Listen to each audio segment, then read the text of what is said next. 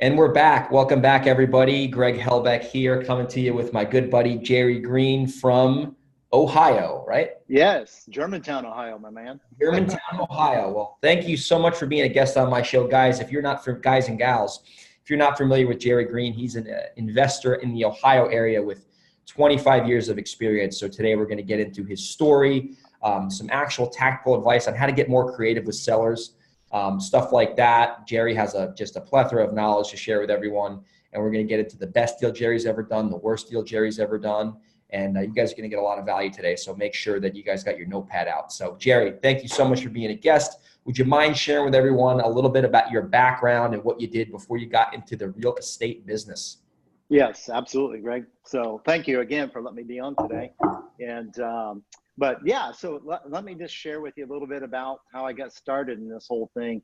So I got to take you back in time. So we got to go with a little bit of a time machine here, man. So this goes back to 1994 when I first started in this business. Before I was born. Wow. So yeah, and a lot of people say, "Well, they really did wholesaling back then?" Yes, yeah.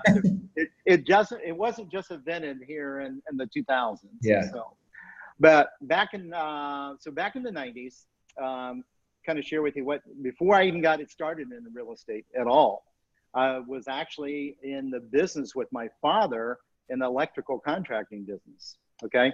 And prior to that, I was actually in the U.S. Air Force for a little while in civil engineering. So basically, I was, this was a time when I was living over in Springfield, Ohio at that time. And I was living there with my wife. And we were working in the electrical contracting business, had several people working for me. We done a lot of work for like general contractors, and early 90s, we were chugging along on things, and something happened that majorly changed our situation in our life. And that is we had a big general contractor that we done a lot of work for. He actually called me up at home on a Sunday night. And remember back then, there wasn't the cell phones. Okay. Landline. Yeah, the landlines, yes. So he called me at home, and I remember answering his call, and his name was Jim, and Jim told me, he says, "Jerry, I want to let you know that before you find out, and the rest of the world tells you on things, that as of tomorrow morning, we're closing our doors to our operation." So he said, "I just want to give you an advance notice." So it was the night before. Thanks. So, yeah. Well, the problem, Greg, on that was we had a small contracting business, and he owed our little company a little over $60,000. Oh my God. Yeah, and when you take that back in the 90s, I mean that's even comparing today. I mean that could be $500,000, you know. Yeah, that's serious money, regardless. So we tried to fight it, tried to make it work, and unfortunately, I end up going bankrupt because of that. And so I was in a position like, what am I going to do now? Okay. Yeah. And I was trying to figure out things. Well, happened to be when I was going through all that time, I had noticed a advertisement on the local TV channel about a real estate seminar in Cincinnati, Ohio. Oh, wow. Uh-oh. Sound familiar, right? Sounds familiar. Sounds like my path. Yeah. So I basically I went to that seminar in Cincinnati, and I sat there for 3 days, and I said, well, geez, I think I can make this work. So I went back, and I was like, what am I going to do? Because I was in a position where we had filed bankruptcy. I was out of that business. I could go get a job. So I decided the best thing to do, Greg, at that time was go talk to the family, because, the family is always going to tell you the best things to do, right? Yeah. So, yeah. Right? Totally. Yeah. So, yeah. So what do you think the family told me to do? Get a job, Jerry. Get a job. That's right. And, ooh, that gives me like chills. So they told me to go out and get a job. And so I went out and started doing interviews and jobs. And I kept thinking in the back of my head, I don't know if I should be doing this. And I'll never forget, it was a Friday evening. I was at an interview at a local university, and they offered me a job in their engineering department. And I said, can I think about it? And they said, you have till Monday. I said, okay. So I went home, done a lot of soul searching over the weekend, man. My wife and I talked about it a lot, Greg. And, you know, and I just thought about it. I said, you know, what do I have to lose? I just lost it all. And I looked at, you know, if other people can make this business happen, if I can learn the systems and techniques and so forth, why can't I make it happen? So I made a decision that weekend, and I turned them down Monday morning on a job. And now I was in a position, zero income, nothing. And I had to figure out a way to make things happen. So what I did was I instantly jumped into wholesaling properties. Even though I didn't really know what I was doing, I started pushing into it. And I was very fortunate too, in the very early stages, to hook up with a mentor that I started working with out of the Cincinnati, Northern Kentucky area, which helped me tremendously on things.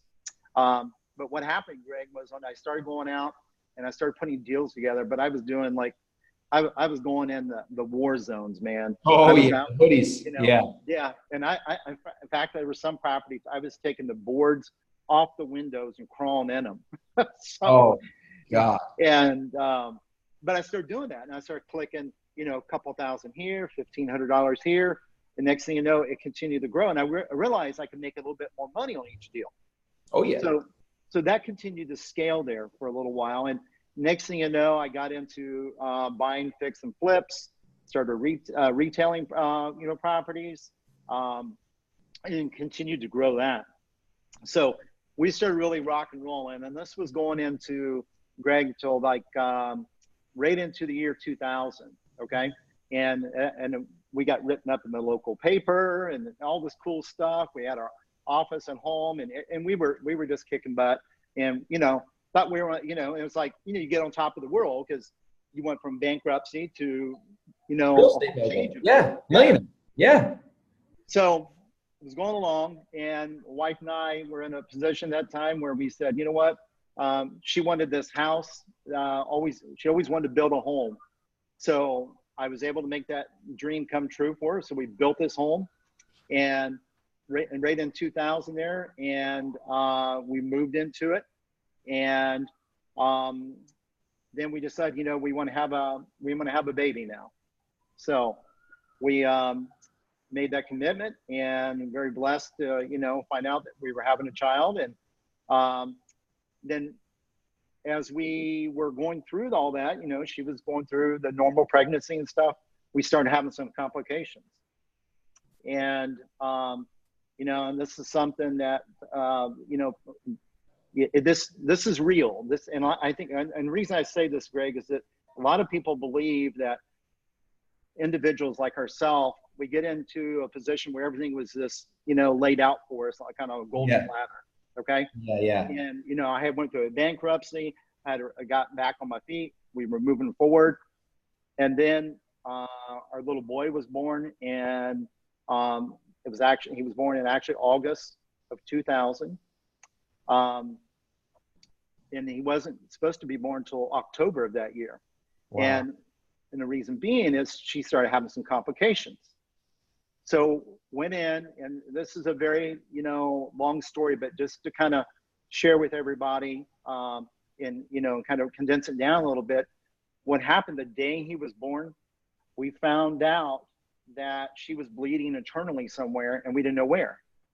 Holy moly. And so they instantly said, well, we need to take her down for a CT scan. Because I was all worried about you know, I was thinking, okay, is the baby okay? And the doctor said, he'll be all right. He just needs time. He's premature, but he'll be okay. He said, I'm really worried about your wife. So they took her down for a CT scan. And it was only about 2 hours later. I still remember this so well, Greg, is there was a doctor that walked down the hallway with two nurses. And I was out in the hallway talking to some family, and I couldn't figure out what was going on, why he was bringing these two nurses with him. And he walked into the room, and he sat down with my wife and I at that time, and he said, guys, I just want to tell you, we've got the scan results back, and it looks like your wife has a massive tumor in her kidneys. Oh my goodness. And it was a size, they said it was comparable to the size of a football. Holy moly. And we were in a position where, you know, here we were celebrating the birth of our child in the morning. And then we were devastated just a little bit later, a few hours later. And then we went into a position, Bud, where she had to be transferred. Actually, we had to leave our newborn child there at the hospital in Springfield, Ohio, be transferred over to Cancer Institute over in Columbus, Ohio State University, because they had confirmed if it was cancer. They did confirm that very quickly. A very rare cancer for an adult to have called Wilms tumor, generally found in kids. And then we started into a major battle. And she went through a major surgery in December that year, right before Christmas. And we ended up being, you know, in the hospital all through Christmas, everything. And then she started having major complications, Greg. And basically within a very short period of time, we were in a position where she was in ICU for almost 6-7 weeks and ended up being in the hospital for 4 months straight. Oh my. And she actually was treated at that time, a children's hospital in Columbus because of it being a childhood cancer. So she was treated as an adult patient in a hospital for children over in Columbus there. And so Greg, here I had built all this up. We've done all this, you know, but I mean, obviously the most important thing I could be doing is spending time with her. And I ended up moving into the Ronald McDonald House. And I lived in the Ronald McDonald House for 4 months in Columbus. And my family moved into our new home and took care of the new baby. And then we finally got my wife home. And it was around March of that next following year, in 2001, when we got her home. And we thought we might be doing good, but she was at that time bedridden too. We had to take her she was completely dependent on dialysis because she had no kidneys at all. They had removed both kidneys. And she was also being treated for radiation treatments too. So here I was, you know, at a point, that was my full-time thing. That's what I did every day, was basically watching her go to, and being with her to go to dialysis 3 times a week, and then radiation 2 times a week. And Greg, after that, we had a short little time of some calmness. And then about May of that year, we went in for another scan, and the doctors come and told me directly, with my wife in the other room that time when she was on the table in there, and they said this cancer came back and it's everywhere. Oh my goodness. And on June the 20th of 2001, my first wife passed away at the age of 34. Oof. And and here I was with a brand new newborn baby, 10 months old. And you know, so my wife, you know, obviously, I dated her since high school. We've been married going on 13 years. It was like, wow, I had to refigure things out in life, man, and completely shut me down, you know. And one thing I have to share with you, Greg, on this is I'm very blessed to be in a position to be in the business of real estate, because during that time, if I didn't have like some of the properties I had, the rental income and stuff like that, I pretty well didn't work for 2 years. You can imagine what that would do to somebody financially if they were working a job somewhere. Yeah. Oh my goodness, Jerry. I've never heard the story like that in detail. So it was, it was unbelievable, my man. And so I had to rebuild my whole life again. Yeah.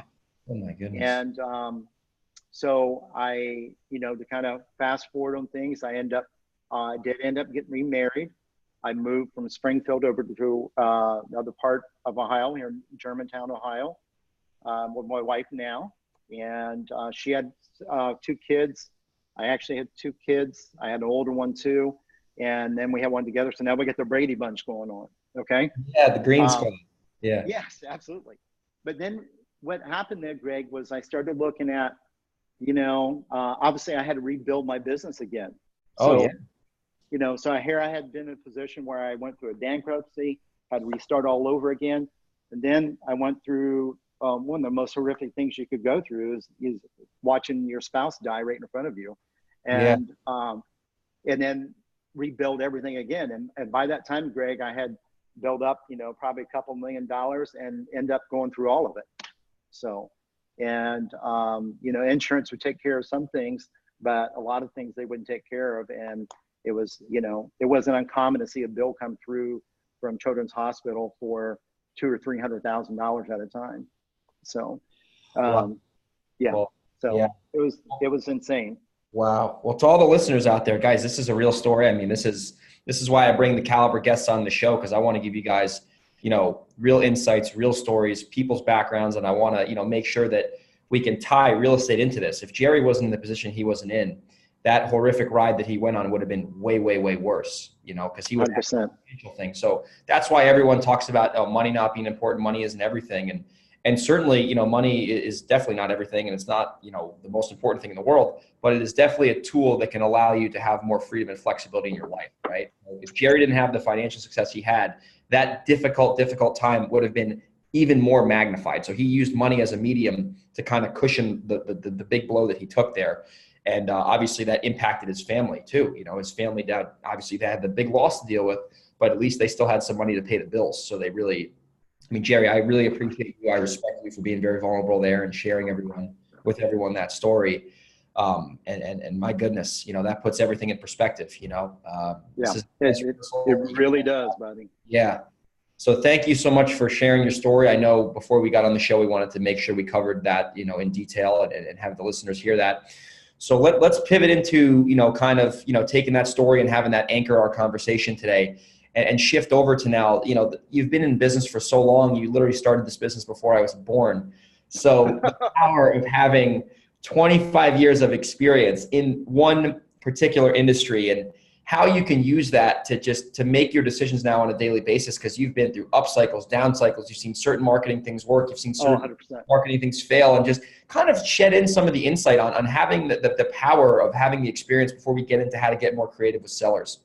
Yeah, absolutely. So, I'll tell you, Greg, one of the big things I can tell you is, it's hard to believe I've been doing it for 25 years. It blows me away. But some of the big things I have learned is, just share with people. I started wholesaling. I got into buy, fix, and flips, doing the retail type flips like that. I end up at one point, with 4 project managers working for me full time. I hated it. It was like a babysitting job. Yeah. And I couldn't stand that. Then I started buying into buying whole properties. I bought multifamily. I got involved with some Family Dollar stores, those type of deals. Commercial retail stuff. Yeah. So I've done a little bit of a mixture of things. And the interesting thing, Greg, is out of all these years and stuff, and just different cycles that I went through in the market and everything. Fast forward many, many years to what I've really formed today. And even over the last 10 years, it's been a real change for me on things, is what I learned was something that most people never get in this real estate side. And that is, if I would draw a line down the piece of paper right in the center, one side is real estate and the other side is business. And what happens is, Greg, is most people get stuck in the real estate side. For years and years and years. And I see this happen because I see people going out where they've been in the business for 20 years and they're still going around collecting their own rent. They're still going to closings. Yeah, and they're still going to closings. But think about it. I mean, does a mortgage company come and collect your mortgage payment from you every month? No. My rent bill gets deducted out of my checking account. Absolutely, dude. So that's the whole thing is I watched this, and I was guilty of this for many years because I thought I had to be involved in every single part of this. Yeah. And it was being stuck in the real estate side. And if you read anything like the E-Myth or something that, you're the technician, and you can be the technician in real estate, and you can get stuck there. So what I learned was I had to go to the other side of the line, and I had to create a business. And that's the tough part, because everybody else, they're understanding real estate, you can learn that, but you can get trapped in that.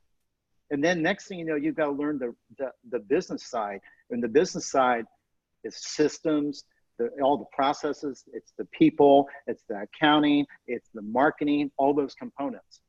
But when you get into that side and you start understanding that, then you can build the true systems around it and you can scale it. Yeah, because it's a number. Okay.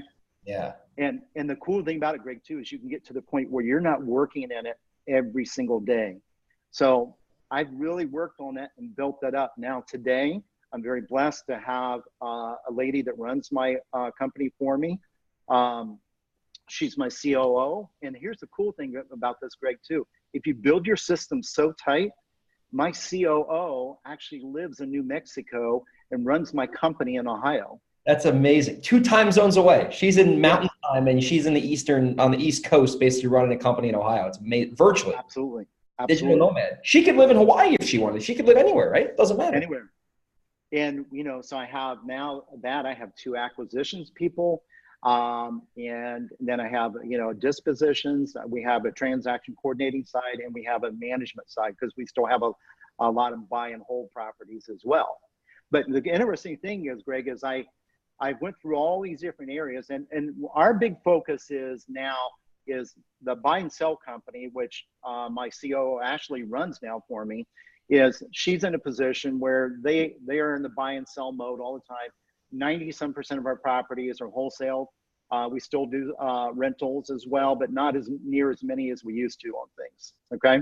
And I just kind of backed off the rehab side of doing the big renovations because it's a headache and everything with those. Okay. Yeah. And, so that's where I've taken this over the 20 some years. And the cool thing about it, Greg, is this: I can now be in a position where my team reports on, we actually create what we call a daily KPI tracker. And every day I get reports on that. So my involvement in the business, actually working in it, is probably less than an hour per day. So that's amazing.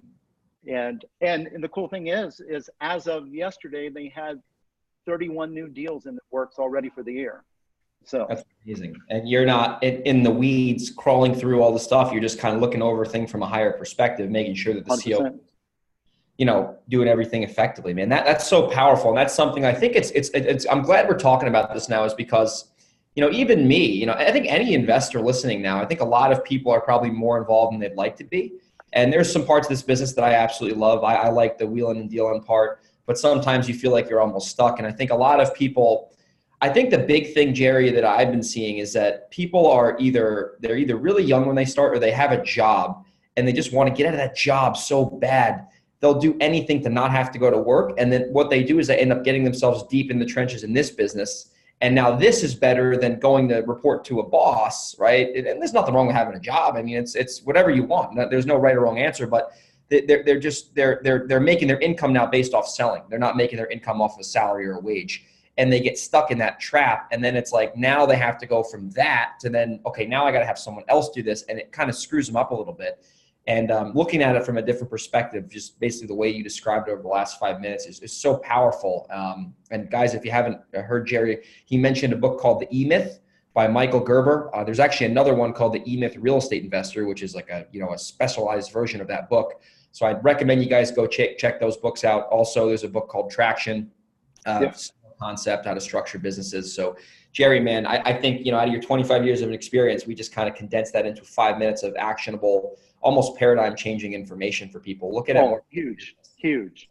Yeah. Absolutely. Greg, if people would just listen to what I tell them in this space, and they would start applying things right away, they can make a major shift in their business. Okay.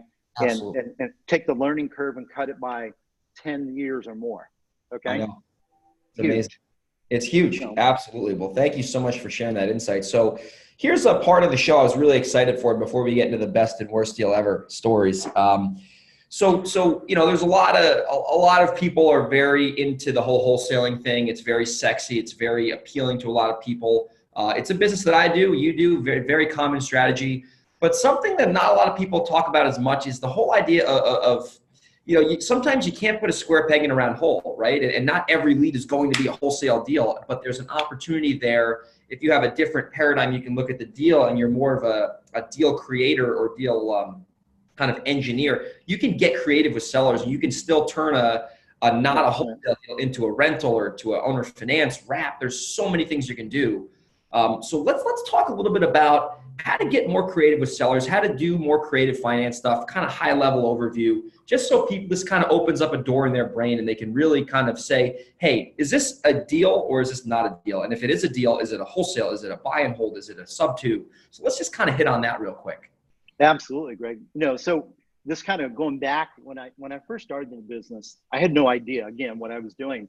So I was so focused though. What I did was, it was kind of crazy. I would take every lead that I had coming in, I would run that lead as if I was putting the deal together on every single one of them. Yeah. Okay. And I would run that through. And what I ended up doing was pretty cool. I actually created a decision tree process that every lead came in, it would either flow here, here, or here. And I basically set that up and I kept going through that over and over again. And what happened on that was interesting, because then I started thinking, okay, there's another side to this. One is the side that you and I are very familiar with and working with John, and is the psychology of sales and working with people and, and getting them, to, understand and figuring out the problems and going through the right questions and going through the deal killers and everything. Okay. All those type of things. But there's another component to that. And I see a lot of people that really, this actually puts into the deal killer side, where a lot of people get stuck in this because they think they have to form the deal one way. Yeah, exactly. Okay? So when you get into the deal killer side of things, a lot of times it's not only the psyche of the seller and where you're coming from, it's also in the deal structuring side. Okay. And so what I realized was I started looking at this differently. And like my sales team that I work with, I train them not only the side of, how to work with sellers, psychology of sales, and I use a lot of John stuff too. But also I do the other side too. And that is, I talk about deal structuring and how we can look at each lead coming in. And what I do is I really kind of look at it this way, Greg, as I look at a lead come into the funnel. When it comes into the funnel, the lead basically follows one of two paths. One path is either a discount deal or the other path is a terms deal. I love that. Okay.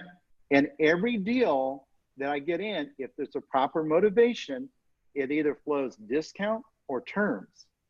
Now, the cool thing about it is if it goes to the term side of things, then when it goes on the term side, you think about this, when you're talking to a seller, you're not going to say, well, I want to buy your house on terms. Okay, they're not going to know what that is. So what we do it based upon their situation. So if you have an existing mortgage, we'll say, Greg, you know what? And this is our famous line I try to train my salespeople. I'm sorry, Greg, but it doesn't sound like your property is going to qualify for our cash out program. But the good news is I have another program we can help you out with. And it's called our Subject to program. Let me explain to you how this works. Love that. About it, Greg, is I can take care of your problem. Because see, if I done my homework, I might have found out that your problem was debt relief. So now I'm going to focus on debt relief. Yeah. Okay. And that's what we do on this. And you can tell I love this because I've taught people to do this in my own team. And I teach people in my events and stuff like this too, how to be very creative with this and how to use the psychology of sales also into deal structuring. Okay. And it's a powerful technique on things. So it's amazing what you can do with this. And then we had just a quick example. We had a deal we were buying, where the seller was like, I just want to be done with, we were talking to him. And as we pulled more information out of him, we knew the property wouldn't qualify for a cash out. So our famous line, and this is really powerful, is you let people know in a nice way, I'm sorry, but you know what, Greg, your property is just not going to qualify for our cash out program. But in the same few seconds there, you go from disappointment to, But I did want to tell you that I'm really excited because it does qualify for our Subject to program. Love So it. it looks like we can help you out. And you take people from a low to a high, just like that. Damn. Okay? Love that. So we had a seller, just a quick example of how creative you can be with things. We had a seller we're working with on a sub-2 deal, and that's all he wanted. All he wanted was out of the payments. So we said, okay, great. We check out the house. House looked like it needed some work on it, and it was a little too much work for us to do a sub-2 deal. But he said, I really want to try to get out of this. So what we did was most investors would stop there. So what we did was ask him, well, do you have any money? He said, well, I have some money I can tap into from my retirement account. So what he did is, get this, Greg, we bought the house subject to his existing loan balance. And then he brought $10,000 to closing for us to buy his house from his retirement account. And we used his money to fix up the property that he gave to us. That's amazing. Look at that. Would you look at that? And then we turned around and sold it on a lease purchase program. Getting creative. The key here is what you just explained to everyone, and thank you so much for that, because I think a lot of ahas are going off now, is you have multiple tools in your tool belt. You know, a hammer might not work for the one nail, but the screwdriver is going to work, right? The pliers are going to work. So you're getting yourself, you know, and the key is having this knowledge, and Jerry is an expert in this. That's why you guys got to, you know, after we're done with the show, we'll put you in contact with Jerry. I mean, this is the information that you need to know. If you know this knowledge and you know how to do this, you're going to be able to convert more of your leads, because like Jerry said, 100%. You deal with some creative financing, selling on a lease purchase. I mean, if you're just a one-stop wholesale shop, as I say, you're trying to, you're going to have to be swinging at the ball for a long time until you make contact. You're going to make contact. But let's pretend your baseball bat is 6 inches. If you have a baseball bat that's 12 inches, you're going to double your conversions there. So you guys got to start thinking like that, and you're going to see it's a paradigm shift, because then you're going to see opportunities differently. So Jerry, man, thank you so much. You've dropped so much value today on the show. So my favorite part of the show is we'll talk about your best deal you've ever done, whether it's a commercial deal, a residential deal. Just kind of unpack the best deal you've ever done. Then we'll hit real quickly on the biggest turkey you've ever done, the worst deal, just so we can kind of give a yin and a yang to everyone, and then we'll end the show with some contact information, and we'll go from there. Well, let me say this. First of all, there's been a lot of bad deals that I've done over the years. Okay, because I've made a lot of mistakes. Yes. You're not in this business 20-something years and not make a lot of mistakes. Okay, yeah. Because remember, we have to make those to succeed, man. Okay. 100%. I remember one time I thought it was a bright idea to go in and start doing major work on a property where it wasn't just going in remodeling it, but I was adding on. So I decided to add on additions and everything else. Well, a year and a half later on that same property, we were still in it. Here time we sold it, I think we were in the hole for about $30,000-$40,000. Okay, on that one. I guess you wanted to hear the best deal first. So that's not the best deal. That's the worst deal. Yeah. Turkey. Well, no, it's not.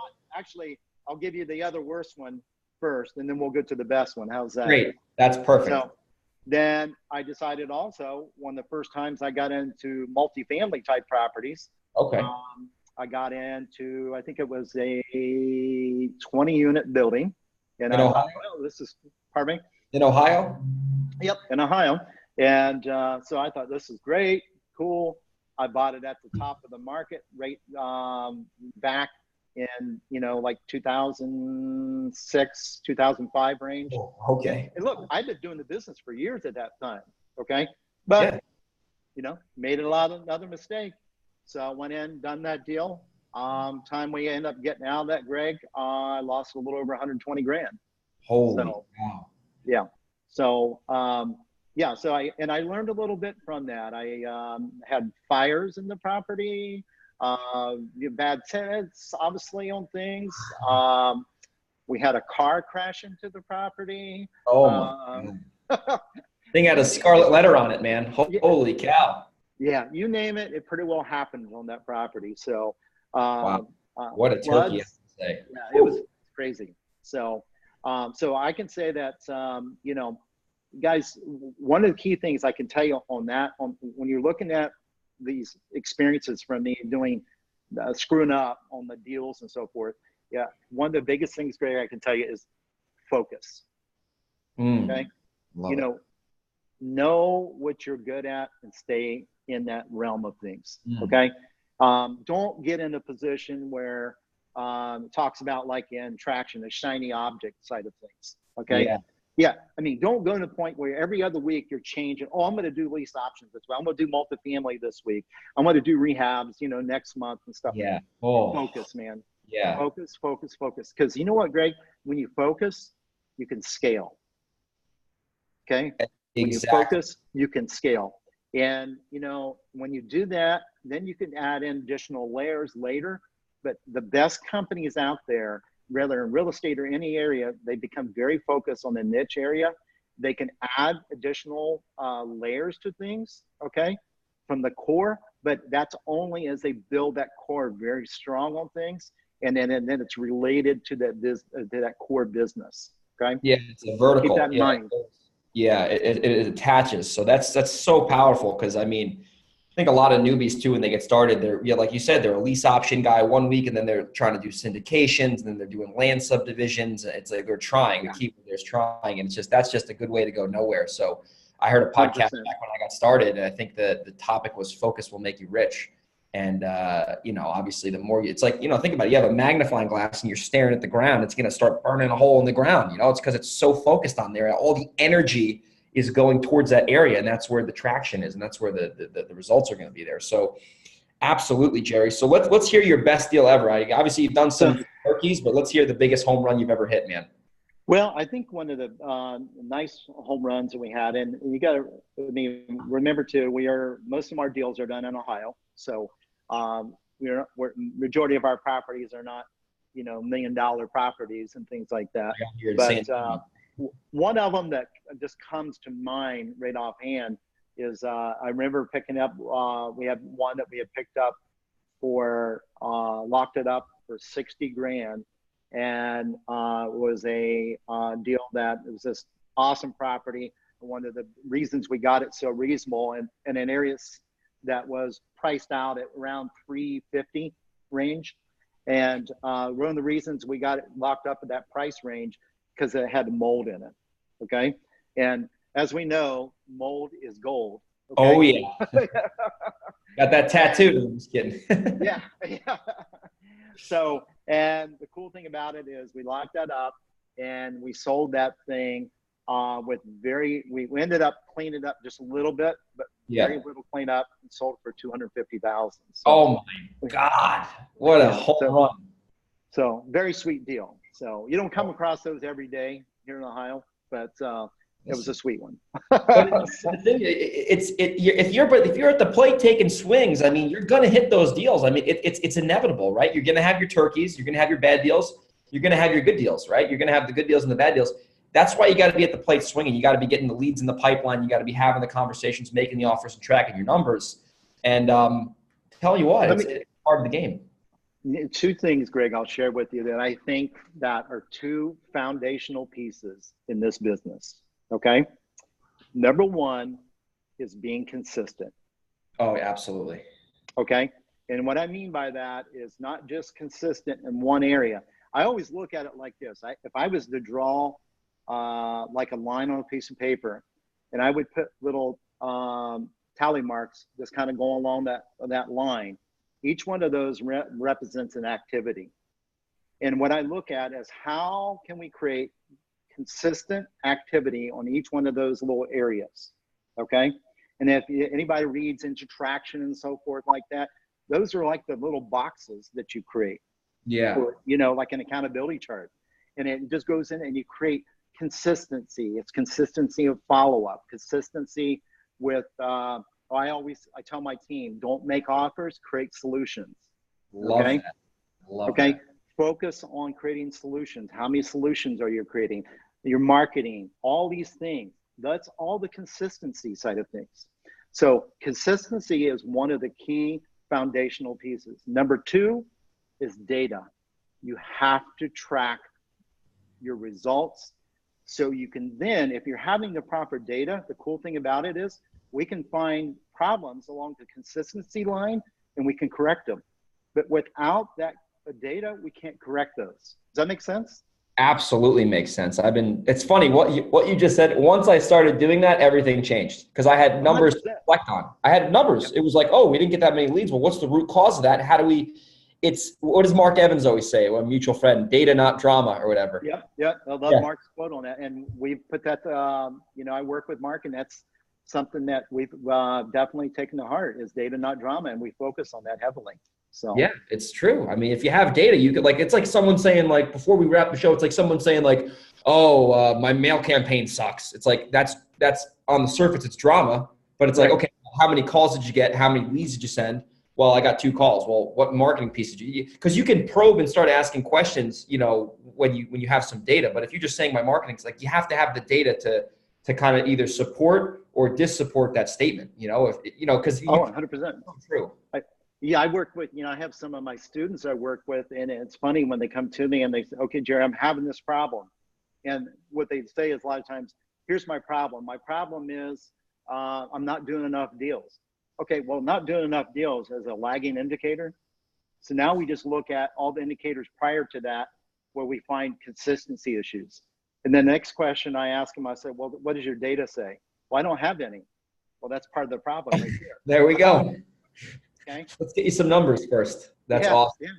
But when we do that, Greg, we can change things. And I do this with a lot of people, and I can just start changing their business very quickly on things. I love it.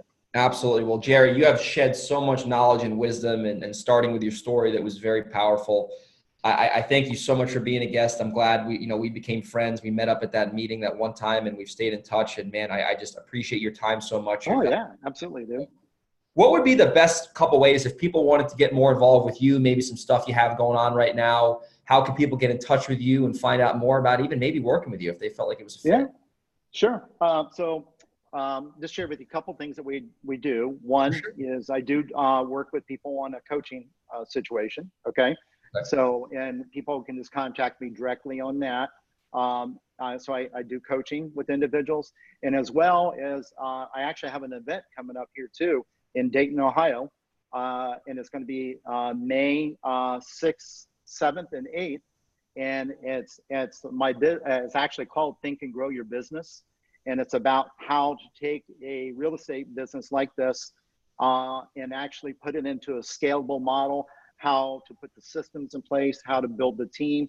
And then also I spend an extra day too going through a sales side of things, more on focusing on the deal structuring, how we really build that whole side. Okay. And so it's a tremendous, we've done several of these events and with a lot of success with a lot of people. It's not a huge crowd. We try to keep them a little smaller on things. But we have a lot of success with people from that. And it's really about setting in place how to really create a business out of the real estate side, and how to also, bring your team in and so forth to really bring them into the understanding deeper of becoming the transaction engineer. And so the best way to reach me really, Greg, is I'm pretty simple when it comes to this. Okay. And just to direct message me right on Facebook here, my man. Okay. Jerry Green on Facebook.